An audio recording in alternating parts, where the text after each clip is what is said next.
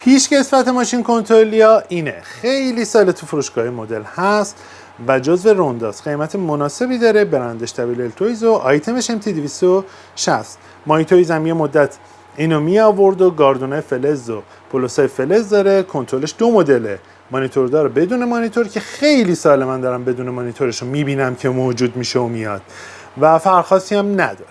با 3500 ادعا میکنه 90 کیلومتر سرعت داره ولی شما 40-50 تا حساب بکن با موتور 540 براشش همون 12428 چرخاش یه مقدار بهتر شده برای شن و بسیار بسیار با اینکه حالا 90 تا نمیره ولی ماشین سریع و رنده، خیلی خیلی رنده. هنوز که هنوزم تک و توک بگردی بعضی از فروشگاه مدل دارن و سرعتش هم ببین.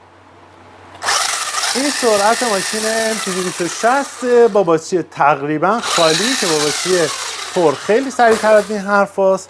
بسیار بسیار رنده و بچه‌ها قیمتش چون خیلی خوبه و سریع میره انتخاب مناسبیه. دمتون گرم.